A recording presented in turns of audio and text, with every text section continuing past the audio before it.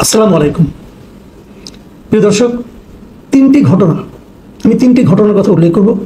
তিনটি ঘটনার মধ্যে একটা হচ্ছে যে বুধবার রাতে, গভীর রাতে, বুধবার দিবাগত রাতে আমাদের সাবেক রাষ্ট্রপতি মোহাম্মদ আব্দুল হামিদ উনি দেশ ছেড়ে থাইল্যান্ডে গিয়েছেন।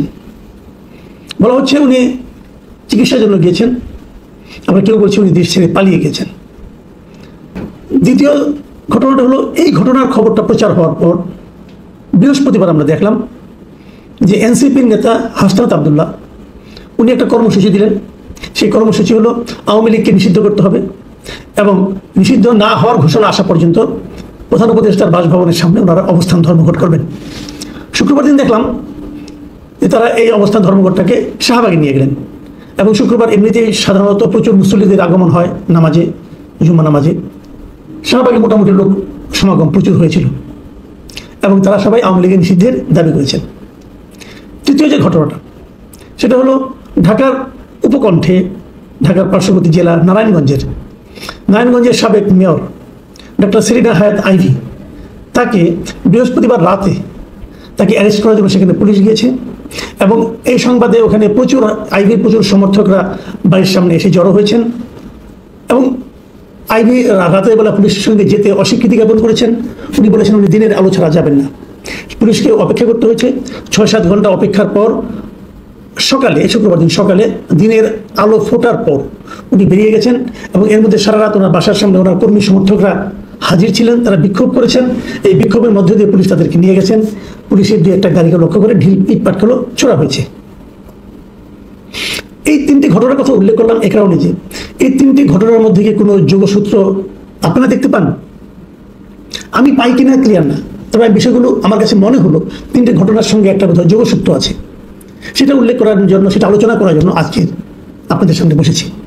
প্রথম কথা, সাবেক রাষ্ট্রপতি হামিদ সাহেবকে এই যে চলে যেতে দেওয়া, এটা কি অন্যায় ছিল? এই বিষয়টা আমার কাছে ক্লিয়ার না। ইমিগ্রেশনে যখন আমরা যেই যখন দেশের বাইরে যান, তার ইমিগ্রেশনের সমস্ত তথ্য নিয়ে অনলাইনে, এখন তো সব অনলাইন হয়ে গেছে, তারা চেক করতে পারে যে ওনার নামে কোনো ধরনের রেস্ট্রিকশন আছে কিনা, সরকারি কোনো নিষেধাজ্ঞা আছে কিনা এবং উনি কোনো সাজাপ্রাপ্ত আসামি কিনা, পালিয়ে যেতে পারেন কিনা, সমস্ত চেক করা হয়।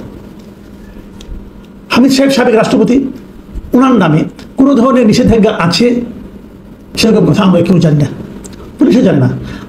অনেকে দেখেন যারা নাকি একটু সিরিয়াস টাইপের দেশ ছেড়ে পালাতে পারে, পালিয়ে গেলে সমস্যা হতে পারে, তাদের ব্যাপারে কিন্তু সরকার অথবা আদালত কিন্তু দেশ থেকে উপর নিষেধাজ্ঞা আরোপ করে। ওনার উপর সে ধরনের কোনো নিষেধাজ্ঞা ছিল না। ওনার নামে একটা হত্যা মামলা ছিল, সেই মামলাটা ওনার বিরুদ্ধে করা হয়েছিল কিশোরগঞ্জ সদর থানায়। সেটাও 14 জানুয়ারিতে ওনার বিরুদ্ধে একটা হত্যা মামলার তথ্য রয়েছে এবং সেই হত্যা মামলা আরও অনেক আসামি, যেরকম গণমামলা আমাদের এখানে হতো, শেখ হাসিনা আসামি, তার বোন আসামি, জয় আসামি, পুতুল আসামি, সবাই আসামি, সবাই আসামি। তার সঙ্গে যেহেতু ওনার বাড়ি কিশোরগঞ্জে, ওনার নামও সেখানে জুড়ে দেওয়া ছিল। দেখুন, হামিদ সাহেব আরও 2 বছর আগের থেকে রাষ্ট্রপতি নেই, উনি এখন একজন সাধারণ নাগরিক। ওনার নামে কেউ হত্যা মামলা করতেই পারেন, যে কারণে হত্যা মামলা হতে পারে। আপনি নিজেও জানেন না আপনার নামে হত্যা মামলা একটা আছে কিনা, কেউ জানে না। একজন লোক 200-300 লোকের নামে মামলা করে, তারা তো জানেও না তার নামে নাম ঢুকে দেওয়া হয়েছে কিনা, তার কোনো শত্রু এই কাজটা করেছে কিনা, কেউ জানে না। সেই হামিদ সাহেবের বিরুদ্ধে মামলা একটা হয়েছে, কারোর বিরুদ্ধে হত্যা মামলা হলেই কি তার বিদেশ গমনের উপর কোনো নিষেধাজ্ঞা থাকে? মামলা তো অনেকের নামে থাকে। মামলা থাকাকালীন কেউ কি দেশের বাইরে যায়নি এর আগে? খালেদা জিয়া কি কখনো জাননি? ওনার বিরুদ্ধে মামলা অনেক করেছিল, উনি বিদেশ গিয়েছেন। তারপরে যখন ওনার সাজা হয়েছে, জেল হয়েছে, তারপর উনি যেতে পারেননি। কিন্তু একটা মামলা থাকলে সে বিদেশ যেতে পারবে না, যে মামলা তদন্ত এখনো শেষ হয়নি।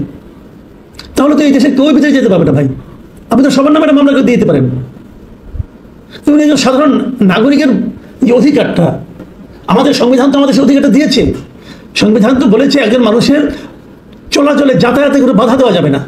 এটা সংবিধানের 34 এবং 102 ধারায় স্পষ্ট করে বলা হয়েছে যে বাংলাদেশে কোনো নাগরিককে যাতায়াতে বাধা দেওয়া যাবে না।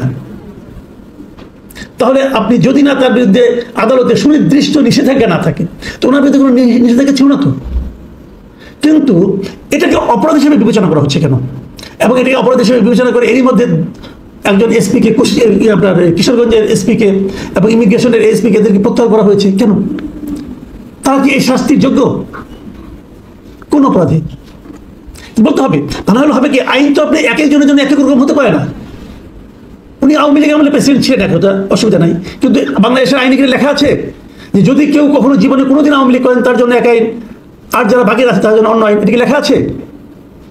কিন্তু আইন উপদেষ্টা কি বললেন? আইন উপদেষ্টা যে ব্যাখ্যাটা দিলেন, এই ব্যাখ্যাটা আমার কাছে খুবই অন্যরকম মনে হয়েছে।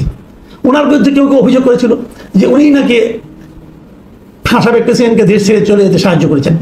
এই অভিযোগটা যে ভুল, মিথ্যা, এটা প্রমাণের জন্য আইন উপদেষ্টা নিজে ওনার ফেসবুক স্ট্যাটাসে লিখেছেন যে আমার মন্ত্রণালয়ের অধীনে আছে নিম্ন আদালতের বিচারকরা। আপনারা নিশ্চয়ই জানেন আদালতের বিচারকদের দায়িত্ব বিমানবন্দর পাহারা দেওয়া না, বা কারো চলাচলে বাধা দেওয়া না। এই যে কথা উনি বললেন, এটাকে মনে হলো কি উনি আত্মপক্ষ সমর্থন করলেন।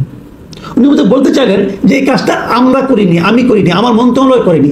কি কাজটা? ওনাকে যেতে দেওয়ার কাজটা। তো এটা তো ওনার কাছ থেকে আমরা আশা করি না।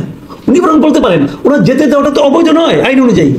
উনি আইনের উপদেষ্টা, আইন মন্ত্রণালয়ের উপদেষ্টা। ওনার মন্ত্রণালয় বলবেন আইনের ভাষায় যে আব্দুল হামিদ সাহেবের বিদেশে যাওয়ার ব্যাপারে কোনো ধরনের নিষেধাজ্ঞা তো সরকারের পক্ষ থেকে দেওয়া হয়নি, আদালতের পক্ষ থেকে দেওয়া হয়নি, তো উনি গিয়েছেন, তো অসুবিধাটা কি? যতদূর জানা যায় যে উনি তো কয়েকদিন আগে অসুস্থ ছিলেন, বয়স হয়েছে ওনার, এর মধ্যে আরো কিছু চিকিৎসার জন্য উনি থাইল্যান্ডে গিয়েছেন। যদি পালিয়ে যেতে হবে তো থাইল্যান্ডে কেন? থাইল্যান্ডে কি পালানোর জন্য খুব উৎকৃষ্ট জায়গা? তা তো নয়। তাহলে উনি আমেরিকা যেতে পারতেন, কানাডা যেতে পারতেন, ইন্ডিয়া যেতে পারতেন, থাইল্যান্ডে কেন? বোঝাই যাচ্ছে উনি সেখানে গিয়েছেন চিকিৎসার জন্য। কিন্তু পরে দেখা গেল এই ঘটনাটাকে কেন্দ্র করে হাসনাত আব্দুল্লাহরা দাবি তুললেন যে আওয়ামী লীগকে নিষিদ্ধ করতে হবে। হাসনাত আব্দুল্লাহ দাবিটা আমি বুঝি, এনসিপির দাবিটা আমি বুঝি এই কারণে কি এই মুহূর্তে এনসিপির সামনে আর কোনো ইস্যু নাই। পলিটিক্যাল মুভমেন্টের জন্য একটা ইস্যু তো লাগে।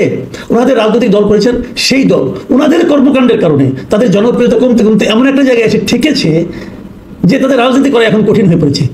তারা বলেছিল তারা নাকি নতুন রাজনৈতিক বন্দোবস্ত আনবে, সেই বন্দোবস্তের কি চেহারা এখনো কেউ জানে না। এখনো তারা এই বন্দোবস্ত সম্পর্কিত একটা লিফলেট পর্যন্ত তৈরি করতে পারে না যে তারা নতুন বন্দোবস্ত বলতে কি বোঝাচ্ছেন। এই সময় তাদের জন্য একটা পপুলার ইস্যুকে সামনে নিয়ে এসে রাজনীতি করা ছাড়া আর কোনো উপায় নাই। এবং এই জন্যই তারা দাবি করেছেন যে তারা এই কাজটা করতে চান, যে আওয়ামী লীগকে নিষিদ্ধ করতে হবে। যখন তারা আওয়ামী লীগকে নিষিদ্ধ করতে চাচ্ছেন, তখন এই যার কাছে চাচ্ছেন সেই সরকার প্রধান উনি কি বলেছিলেন? উনি কিন্তু সারাক্ষণ যতগুলো আমি ইন্টারভিউ দেখেছি যখন এই প্রসঙ্গে এসেছে উনি বলেছেন যে তার সরকারের আওয়ামী লীগকে নিষিদ্ধ করার কোনো পরিকল্পনা নেই, অথবা যদি সবগুলি রাজনৈতিক দল বলে তখন ভেবেচিন্তে দেখা যাবে। এখনো বিএনপি এ সংক্রান্ত কিছু বলেনি। কেন বলেন? এটা বিএনপি রাজনীতি। আবার এদিকে দেখলাম গণ অধিকার পরিষদ বেশ উচ্চকণ্ঠে এদের পক্ষে সমর্থন দিচ্ছে, জামাত ইসলামও দিচ্ছে। এভাবে একটা পলিটিক্যাল পার্টিকে নিষিদ্ধ করা যাবে কি যাবে না এটা নিয়ে আবার দেখলাম আসিফ মাহমুদ সজীব ভিয়া উনিও কালকে দেখলাম একটা স্ট্যাটাস দিয়েছেন যে আওয়ামী যুবলীগ এবং স্বেচ্ছাসেবক লীগকে নিষিদ্ধ করা হচ্ছে। এই যে নিষিদ্ধ করা রাজনীতির মধ্যে আমরা ঢুকে যাচ্ছি। আমরা দেখেছি অতীতে যে নিষিদ্ধ করা রাজনীতি কোনো সুফল বয়ে আনে না। জামাতে ইসলামকে নিষিদ্ধ করার জন্য আওয়ামী লীগ অনেক চেষ্টা করেছিল এবং শেষ দিকে পেরেছিল, কিন্তু সেই নিষিদ্ধ করাতে জামাতের শক্তি কিছুমাত্র কমেনি, বরঞ্চ এটারও ক্ষতি বয়ে নিয়ে আসে।